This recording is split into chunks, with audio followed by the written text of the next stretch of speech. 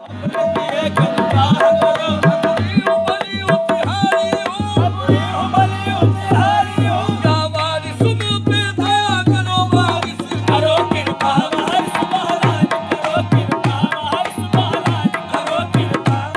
बता दो, वो बता दो, उसी में अपना उल्टे जमने लगे। नहीं, एहसास करो।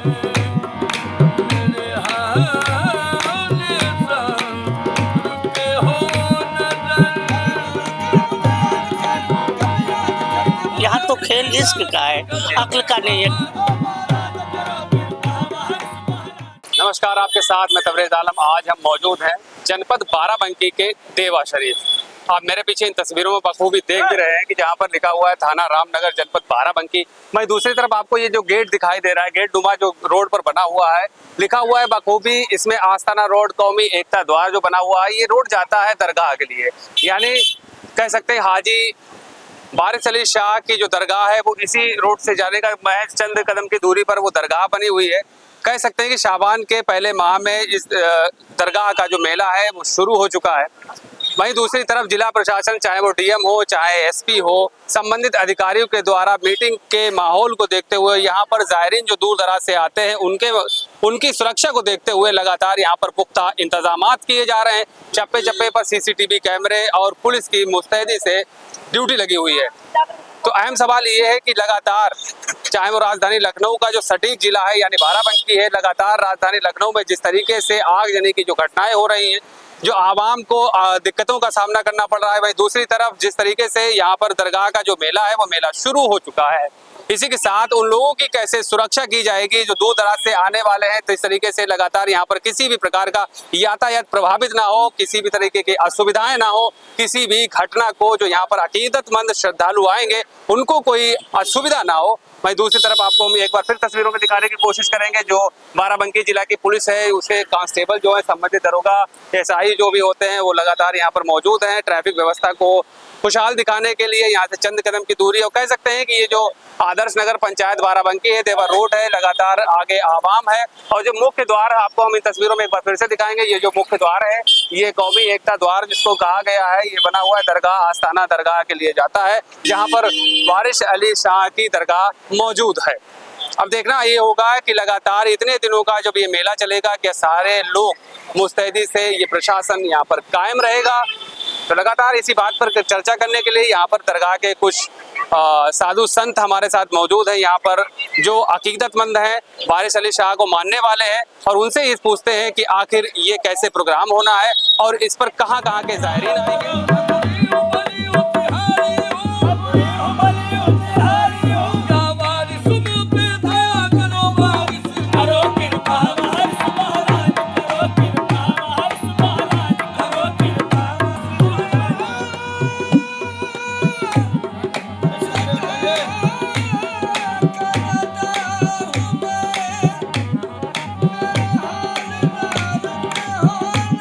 सभी लोगों को पता है कि शाबान जो उर्दू का महीना होता है जैसे ही शुरू होता है और दरगाह का मेला भी शुरू हो जाता है, इसमें प्रशासनिक क्या प्रतिक्रियाएं होती हैं, प्रशासन कैसे बढ़ चढ़कर अपना हिस्सा लेता है। तमाम ज़ायरीन जो अकीदतमंद हैं, जो श्रद्धालु हैं, जो सरकार यानी अगर हम बात करें हाजी वारिस अली शाह रहमतुल्लाह अलैह की, तो वहाँ पर आकर अपनी मन्नतें माथा टेकते हैं और मुरादें मांगते हैं। तो इसी बीच में चूँकि मेला शुरू हो चुका है और यहाँ पर हमारे साथ कुछ सूफी संत फ़कीर हैं जो कि लगातार वारसिया सिलसिले से जुड़े हुए भी हैं, उनके पास क्या कुछ इसकी जानकारी है और जो लोग यहाँ पर आते हैं उनको लेकर क्या इंतजामात किए जाते हैं, इसी पर चर्चा करने के लिए हमारे साथ यहाँ पर मौजूद हैं। यहाँ सबसे पहले आपका बहुत बहुत इस्तकबाल है हमारे भारत 19 एक्सप्रेस में। सबसे पहले हम जानना चाहेंगे आपका जो नाम है, क्या नाम फैजाब शाह वारसी है। हम इलाहाबाद से आया करते हैं। देवा शरीफ आस्ताना सरकार वारिस पाक का उर्स है। उर्स से पहले आते हैं, उर्स के बाद जाते हैं, पर ज़ायरीन जो है वो उर्स के मौके पर आती है। आस्ताना जो आने वाले जिनके आबो अजदाद हमेशा से आ रहे हैं या जिनके आबो अजदाद ने कमरा आस्ताने में बनवा के वफ़ किया है या जो आस्ताने आलिया में लेटर डालकर मैनेजर आस्ताना आलिया के पास भेजते हैं, तो उन्हें आस्ताना कमेटी हमारी कमरा भी देता है, खाना भी देता है तमाम फैसिलिटी मेहमान को दी जाती है। ये मेला सफ़र मेला के नाम से मुनक्किद होती है। 13 यानी चाँद की 27 तारीख को सुबह कुरान खानी है। कुरान खानी से मेले की आगाज़ शुरू हो जाती है। फिर बाद नमाज ऐसा 27 की ही सब में मिलाद पाक होता है, ज़िक्र मुस्तफ़ा और ज़िक्र आले मुस्तफ़ा का ज़िक्र होता है। फिर 16 तारीख को रस्में अदा होती हैं। फिर 28 चाँद की 28 हुई।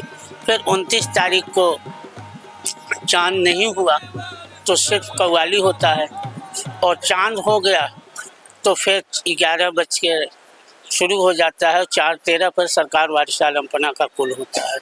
अगर 29 को चाँद नहीं हुआ तो 30 को तो क्लियर है, तो 30 को जो है रात की शब में 11 बजे से समा शुरू होता है। 4:13 पे सरकार वारिस पाक का कुल होगा। फिर दूसरे दिन गुस्ल शरीफ होता है, जिसमें मखसूस लोग अंदर गुस्ल में होते हैं। उसके बाद आस्ताना 3:30 पौने 4 बजे गुस्ल से जब खाली होता है तो फिर श्रद्धालुओं का फूल चादर का सिलसिला जारी होता है। फिर बाद नमाज ऐसा शुक्रिया गुलामान वारिस का कुल होता है। ये हमारे यहाँ का प्रोग्राम है।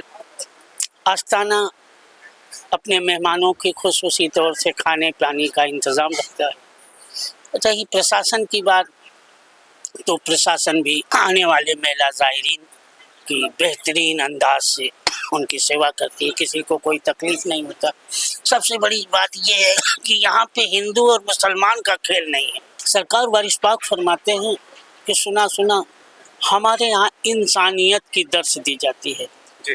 इंसानियत की दर्स दी जाती है। जिस इंसान में इंसानियत न पाई जाए वो इंसान हो करके भी इंसान नहीं। सरकार वारिस पाक ने जात पात की तालीम नहीं दी है, सिर्फ प्रेम की बात की है और हर धर्म के लोगों को दर्शन दिलाया।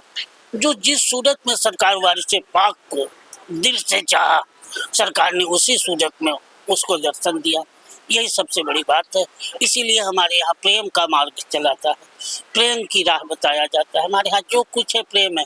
कौन किस तरह प्रेम करता है ये उसके ऊपर है। ये है हमारे यहाँ का तारीख।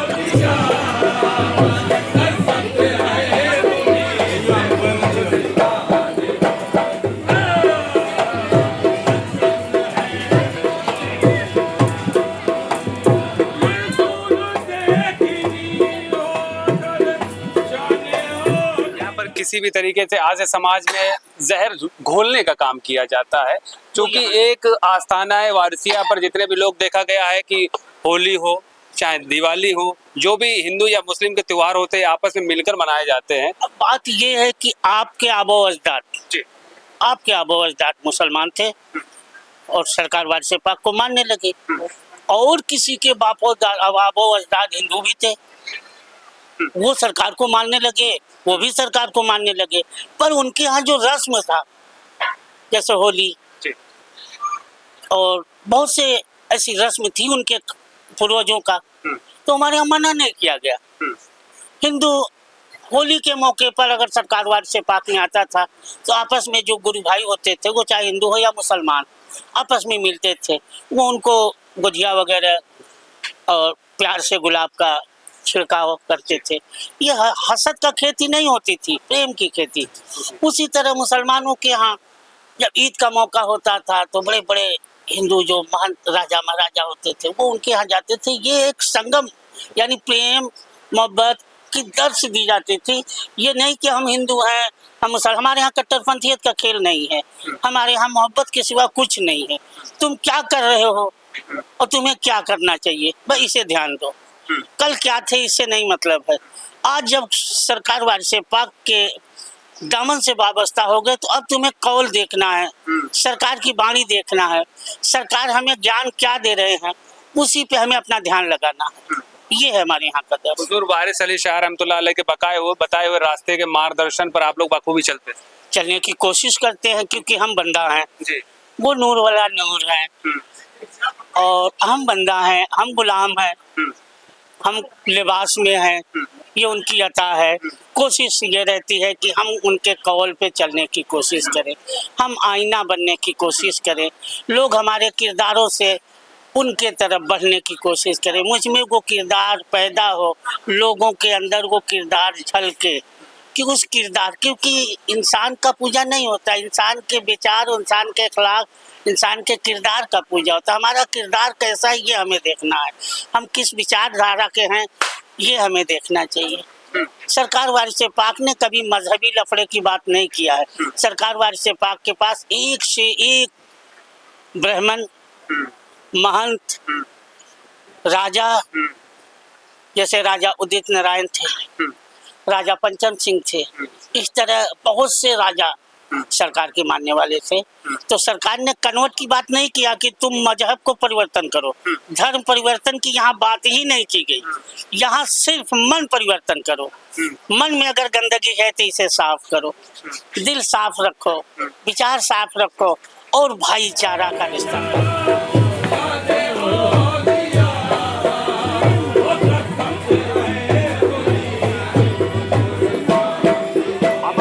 इसको, इनके बताए हुए रास्ते को कैसे पालन करते हैं और आवाम को एक क्या संदेश देते हैं कि हम लोग कैसे अपनी जिंदगी का गुजर बसर करते हैं? ये बताने की चीज तो है नहीं।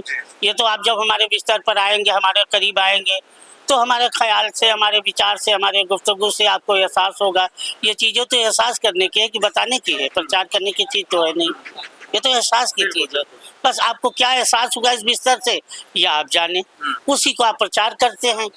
हम क्या प्रचार करें, हम तो अपने एहसास को आपके सामने रखते हैं, अपने किरदार को आपके सामने रखते हैं, अपने विचार को आपके सामने रखते हैं। अब हमारा विचार अगर आपको भाग गया तो आप खुद ही बाहर जाके बताएंगे कि यार वारसी लोग ऐसे होते हैं। अच्छा, क्या ये आप हमें बता सकते हैं कि किताबों के हवाले से हुजूर साहब के ने कैसे लोगों को प्यार, मोहब्बत, इखलाक का पाठ पढ़ाया, और कैसे आप लोग, चूंकि आपने एक बहुत ही प्यारा शब्द अभी कहा था लिबास, जो आपका लिबास है उसको मेरे ख्याल से एहराम भी बोलते हैं, तो ये लिबास कैसे, एहराम कैसे लागू हुआ और क्या कैसे एक अलग से दिखावत, एक पहचान भी रहती है कि हम वारिस वाले हैं? देखिए, सरकार वारिस पाक जब हज बैतुल्लाह को गए, इस लिबास को जेब तन किया, उसके बाद फिर कोई लिबास को आपने उतारा ही नहीं। और तकरीबन अब जाहिरी निगाहों से जो देखा, क्योंकि हर वक्त सरकार वारिस पाक के साथ हर आदमी, एक ही आदमी तो रहता नहीं था। सरकार वारिस पाक 9 साल की उम्र तक देवा शरीफ में थे। 9 साल की उम्र देवा के जो उनके साथ के लोग हैं वही बता पाएंगे। 9 के बाद आप लखनऊ पहुंच गए तो 14 साल की उम्र तक आप लखनऊ में थे। तो अब 5 साल के सरकार की जो उम्र का खेल वो तो लखनऊ वाले बताएंगे। 9 साल के बाद 5 साल गुजरा और 5 साल के बाद जब 14 साल की उम्र हुआ तो सरकार वारिस पाक सफर व सयाही में निकल गए। तो अब आज यहाँ है, कल वहाँ है, कल वहाँ है, इस तरह पूरे दुनिया का भ्रमण करने लगे। कोई ऐसी कंट्री नहीं है जहाँ पे सरकार वारिस पाक न गए हों। फिर आप मक्का और मदीना की तरफ जब गुजरे हैं, 15 साल की उम्र आपकी पूजी है, 16वां साल में आप मक्का मौजमा पहुँचे हैं, मदीना मुनव्वरा पहुँचे। उसके बाद में एहराम के हालात में जो आप आए हैं, तो फिर पूरी ज़िंदगी आपने एहराम में गुजारा और कहा नाना अब हम इसी लिबास में रहेंगे। फिर पूरे वर्ल्ड की सयाही इसी लिबास में किया। फिर वारिस पाक तकरीबन 56-59 साल की उम्र के बाद देवा शरीफ आते हैं। फिर देवा के लोगों ने उन्हें पहचाना और दीगर लोगों ने जाना। फिर सरकार के कुर्ब में फिर सरकार जहाँ जाने लगे, लोग साथ साथ जाने लगे, तो वही हालात सरकार को साथ में जो रहते थे, जो देखा उसी को किताब में इकट्ठा कर दिया। बाकी सरकार के हालात को आप किताब से कहाँ कहाँ ढूंढेंगे। यहाँ तो खेल इश्क का है, अक्ल का नहीं है। किताब की ताल्लुक अक्ल से है और सरकार का सारा खेल इश्क में है। इसीलिए कभी कभी सरकार फरमाते थे कि तुम्हें मैं तहरीर और तकरीर में कहाँ देखते हो, हमको देखना है तो तस्दीक करो। यहाँ खेल तस्दीक का है, तहरीर का नहीं है। फिर भी तहरीर निज़ाम आलम है, दुनिया वाले तो मांगेंगे। इसलिए बहुत सी किताबें हमारे यहाँ हैं जो कुतुब खाने में है, ऑफिसों में है, हमारे यहाँ तो मिल भी जाती है। बहुत सी किताबें हैं सरकार की, जब आदमी चाहे तो। पर ज़्यादातर हमारे यहाँ जो प्रचार हुआ है वो यही लिबास पोश, सरकार के कौल को अपने अंदर पेवस्त किया, कोशिश किया उसकी कौल को अवामुन्नास तक पहुँचाने के लिए, और अवामुन्नास को यहाँ तक ला करके यहाँ के तमाम बातों को दिखाया। और आज पूरी कायनात में, खाली हिंदुस्तान की आप बात मत करिए, पूरे वर्ल्ड में सरकार वारिस पाक के मानने वाले आज भी, ये नहीं कि सरकार के दौर में ही थे, आज भी, और कभी कभी आते भी हैं। ज़्यादातर फॉरेन कंट्री के लोग कार्तिक मेले में आते हैं, जो मेला सरकार वारिस पाक ने खुद अपने हयात में अपने वालिद का लगाया था। उसमें ज़्यादा से ज़्यादा लोग फॉरेन कंट्री से भी आते हैं, इसमें भी आते हैं। पर वो मेला सरकार का लगाया हुआ था, इसलिए उसमें ज़्यादा से ज़्यादा लोग आते हैं। इस वाले मेले में ये भी आते हैं, ऐसी बात नहीं है।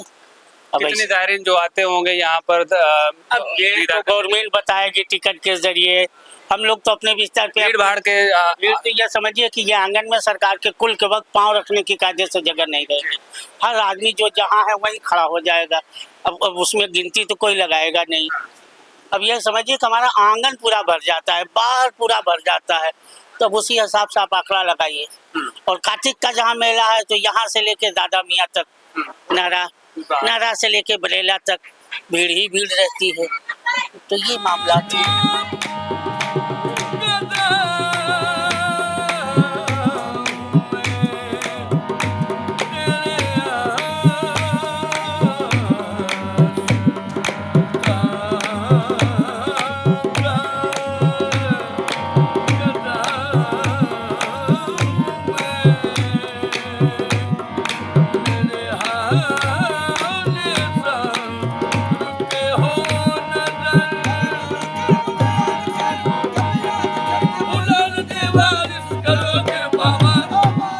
लगातार ये आपने बताया कि आशिक वारिस का जो इश्क का सिलसिला लगातार बरोज़े क़यामत तक ऐसे ही चलता रहे। क्या उसमें खिलाफत तो है नहीं, यहाँ खिलाफत तो है नहीं कि पीर साहब खत्म हो गए तो उनका औलाद पीर बन गया, उनका औलाद पीर बन गया। ये यहाँ पीर साहब तो कोई है नहीं। यहाँ जो कुछ है सरकार वारिस पाक है। यहाँ पीर साहब सिर्फ एक ही पीर है, सरकार वारिस पाक है। बाकी जो हम लोग हैं ये सरकार की अता का खेल है।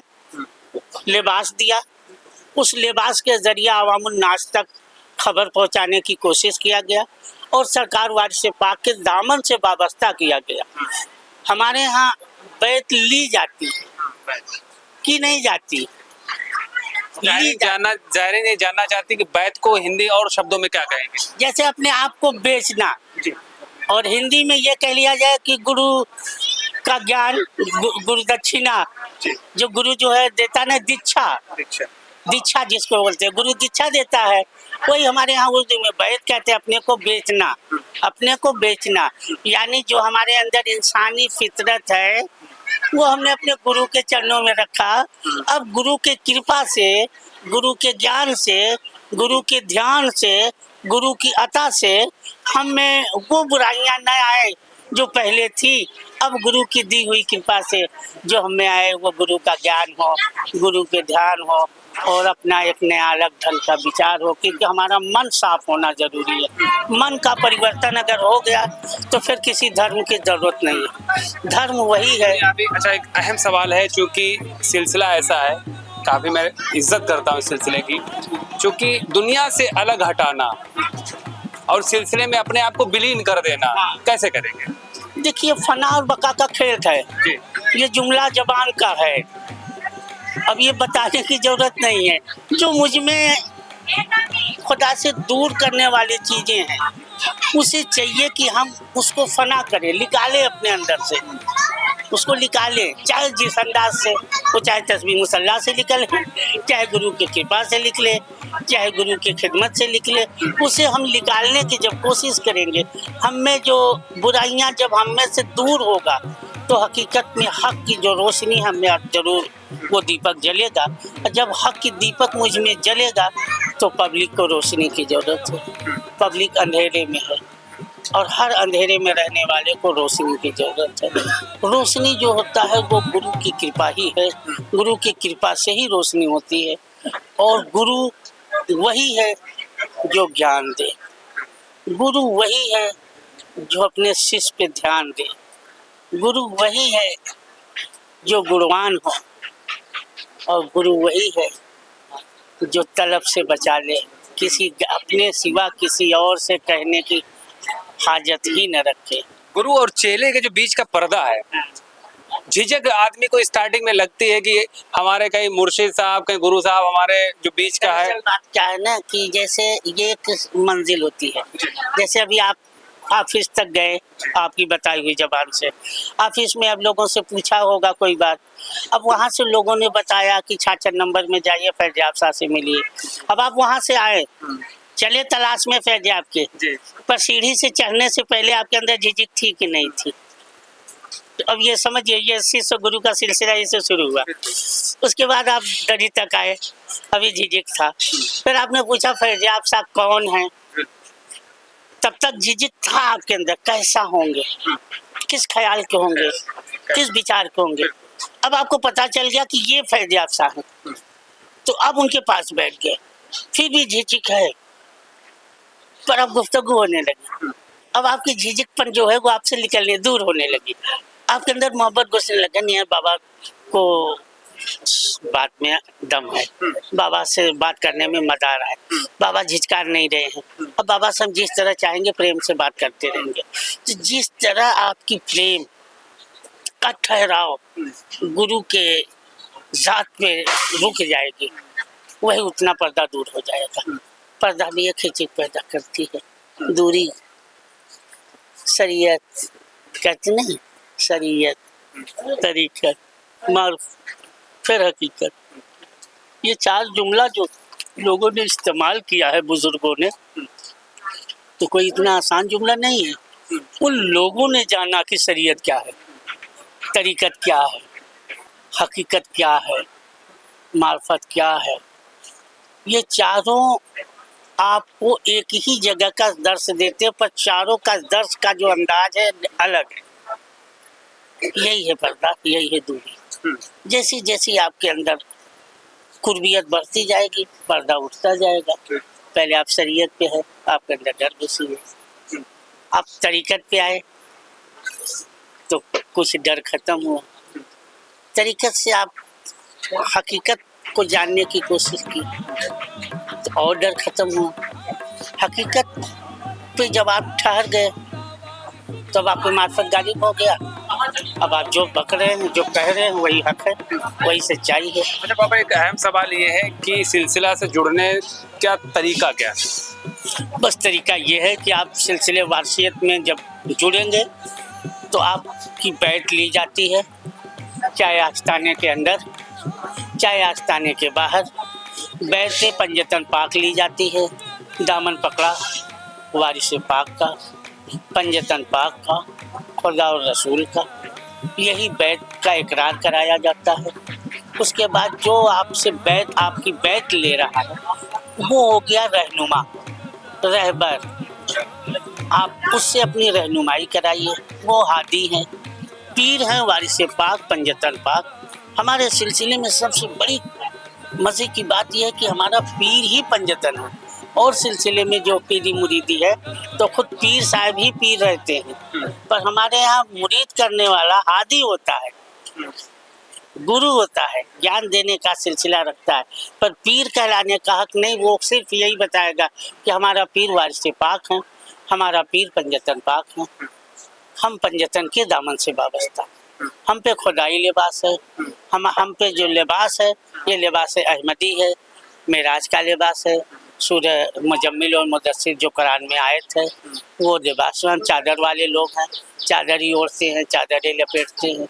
इसको रूहानी तरीके से कैसे दुनिया को बिल्कुल अपने आप को अलग हटा दें, इस दुनिया को ये सब बताने की दिल लफ्ज़ नहीं। की जी, इसके लिए आपको अपने गुरु के चरणों में पड़ा रहना होगा। तो पड़े रहने के लिए क्या दुनिया को त्यागना पड़ेगा? तो भाई मिसाल के तौर पर अभी जैसे आप हमारे पास आए हैं, तो अब जितनी देर आप हमारे पास हैं उतनी देर आप अपने अक्ल से दूर हैं कि नहीं है, अपने बीवी बच्चों से दूर है कि नहीं है, अपने तमाम काम से दूर हैं कि नहीं है। तो उसी तरह आपको जितना देर रहना होगा उतना देर तो तमाम दुनियादारी छूटेगी। इतना आसान तो है नहीं खुदा मिलना। पूरी नियत से खिदमत करनी होगी। हाँ, खुदा को पाने के लिए दुनिया में रहकर दुनिया से दूर होना होता है, इतना आसान नहीं है। इस त्याग को, बलिदान को त्यागने के लिए और खुदा को पाने के लिए, अपने गुरु के बताए रास्ते पे चलने के लिए क्या मुश्किलात बीच में आते हैं? अब वो सब बताने वाली लफ्ज नहीं है, जिस पे बीतता है वही जानेगा, जिस पे बीतता है वही जानेगा। बस इतना समझ लीजिए कि जिस पे बीतता है वही जानेगा। ये सब चीजें बताने की चीजें थोड़ी नहीं। आज यही तो लोगों ने बस ये बता दो, वो बता दो, उसी में अपना उड़ने जमने लगे। नहीं, एहसास करो। ये सब चीज़ें बताने की थोड़ी नहीं है, ये एहसास की चीज़ें। गुरु के साथ रहना और गुरु के साथ रह करके अपने ऊपर की चीज़ें जो बीतती है वो एहसास की चीज़ें है। एहसास करो, बस बताने की चीज़ें नहीं। अच्छा, इस दरगाह, इस चौखट से एक हिंदू मुस्लिम की एकता का क्या मैसेज जाता है जो पूरे वर्ल्ड में जाता हो? यहाँ दरअसल हिंदू मुस्लिम की बात ही नहीं है, सबसे बड़ी एकता तो यही है। अब कोई यहाँ आकर के अगर वो कृष्ण के ध्यान में सरकार को ध्यान लगाता है तो उसके लिए सरकार कृष्ण है, उसके लिए कृष्ण है। कोई सरकार को आकर के अल्लाह और रसूल और पंजतन की ज़ात जैसे जमा करके पंजतन जब जमा हुआ तो वारिस पाक हो जाता है। तो अब वारिस पाक को कोई अल्लाह, रसूल, मुर्शिद, तो अब वो उसके ख्याल पे है, उसके अकीदे पर है, उसमें तो किसी तीसरे का दखल तो है नहीं, क्योंकि यहाँ इश्क का खेल है। आशिक अपने मासूक को किस सूरत में देख रहा है, ये आशिक जाने, मासूक जाने, तीसरे को उसमें दखल करने की जरूरत ही नहीं। अच्छा, एक रास्ता एक अहम होता है जब इश्क और माशूक के बीच की दुनियावी दूरी होती है, और रूहानी दूरी को खत्म कैसे किया जा सकता है, क्योंकि दुनियावी दूरी होती है इश्क, आशिक और माशूक के बीच की। दुनिया जब दूर होता है तो इश्क करीब होता है। जब तक अक्ल है तब तक दुनिया है, जब अक्ल पीछे हो जाएगा तो इश्क की रोशनी आगे आगे होगी, उसी रोशनी में इंसान बढ़ता चला जाएगा। बस ये है कि अक्ल को से दूरी है दुनिया। अब आप अपने अक्ल को कितना काबू में रख रहे हैं वो आप जाने, उसमें हमारा कोई दखल। ठीक है, अपना कीमती वक्त देने के लिए आपका बहुत बहुत शुक्रिया। जैसा कि आपने देखा कि बाबा जान हमारे साथ यहाँ पर मौजूद थे, उन्होंने काफ़ी रोशनी डाली मैनेजमेंट पर, यहाँ पर वारसी सिलसिले कर एक अहम बातें भी बताएं कि एक शिष्य और गुरु के बीच का ताल्लुक क्या होता है, उसको दुनियावी चीज़ों से बताए हुए निर्देशों पर गुरु के कैसे चलना पड़ता है। देश की हर खबर सबसे पहले